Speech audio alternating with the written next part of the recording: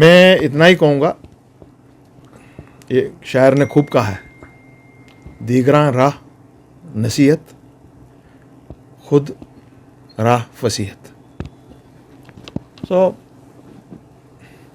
बाहर में आप पूरे मुल्क के सामने, अलायंस के सामने में, इंडिया अलायंस के सामने में हम लोग वहाँ पे नसीहतें करते हैं, सब इकट्ठे है, करना है, ये करना है, वो करना है, बीजेपी को हरा देना है। घर में तो वो बदकिस्मती से अभी तक हो नहीं रहा है। अब जो ये चार्जेस और काउंटर चार्जेस नेशनल कॉन्फ्रेंस और बीजेपी के, अपने पीडीपी के बीच में हो रहा है, देखिए अपनी जगह पे जो महबूबा जी कह रही हैं वो कुछ हद तक सही कह रही हैं,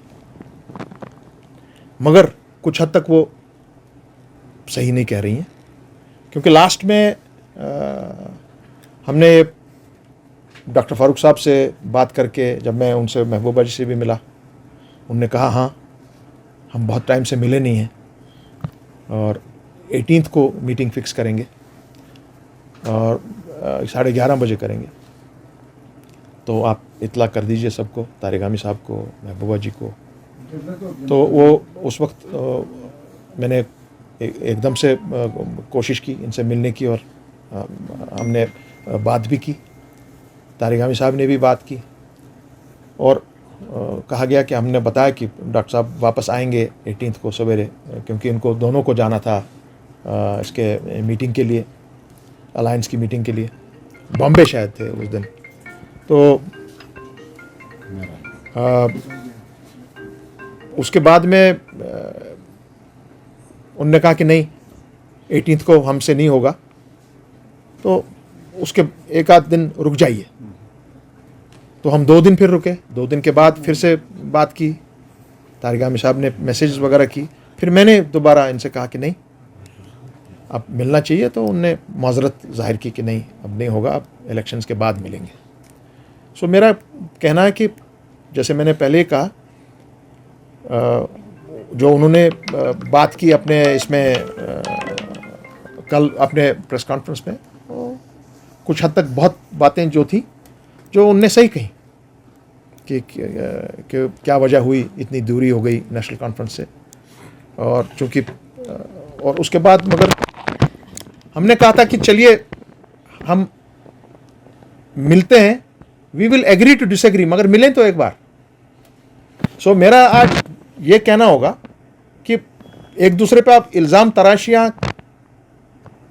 करने के बगैर ऐसा किया जाए कि अभी भी कुछ बिगड़ा नहीं है, अभी भी दिन है बहुत फॉर्म्स भरने के लिए। और अगर हम समझते हैं कि नहीं ये हम एक कॉज के लिए मैटर है, आज का इलेक्शन कोई छोटा मोटा इलेक्शन नहीं है, आज के इलेक्शन की रिपरकशंस बहुत ही आइंदा हमारी नस्लों पे होंगी।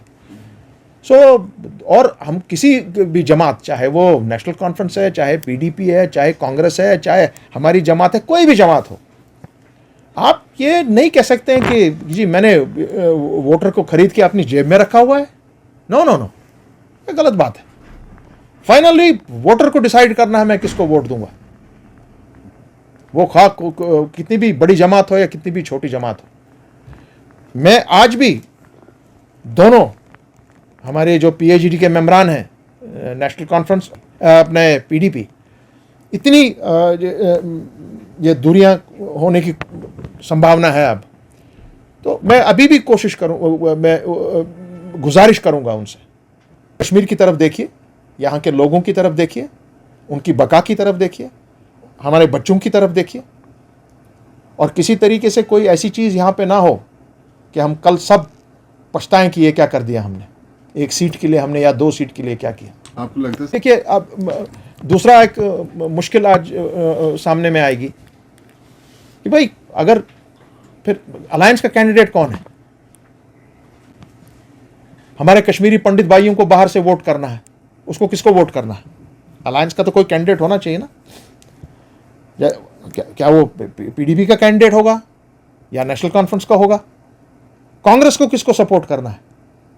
कांग्रेस को भी फिर खुल के बोलना पड़ेगा। तो फिर ये अलायंस का ये किस्सा तो फिर जमा नहीं ना। आज आप लद्दाख की तरफ देखिए ना, आज आप जम्मू की तरफ देखिए। चलिए शुक्र है पीएचईडी में हमने एक बहुत बड़ी एक चीज की, जो हमने ऑल पार्टी अलायंस वहां पे खड़ी की। आज पूरी ऑल पार्टी अलायंस कांग्रेस के साथ खड़ी है। और हमको देखिए यहां कश्मीर में, जहां पर सबसे बड़ी मुसीबत है, मुसीबतों से दो चार हैं लोग, और यहां पर हम एक कंसेंसस नहीं बना पाए। तब भी अपने जो हमारे सबसे सीनियर कदावर यहाँ के लीडर हैं, जिनको हमने भी पीएचडी की लीड उनके हाथ में दे दी, डॉक्टर फारूक साहब को, उनको भी अपना रोल बखूबी अंजाम देना पड़ेगा, देना चाहिए एज एन एल्डर। और दोनों ये जो जमातें हैं आपस में जो तू मैं करने लगी हैं, इनको अब रोक लगनी चाहिए और कोशिश करनी चाहिए। अभी भी टाइम है, आप दुरुस्त कर सकते हैं इसको, और मुस्बत के जवाब दे सकते हैं पूरी दुनिया को, पूरे वर्ल्ड को। आपको ये याद रखना चाहिए कि हम लड़ रहे हैं इस वक्त कॉन्स्टिट्यूशनल राइट्स के लिए, स्टेटहुड के लिए, अपनी बका के लिए। और अगर हम इसी तरह एक दूसरे से बिछड़ते गए तो वो आइंदा नस्लें हमको शायद माफ़ नहीं करेंगी।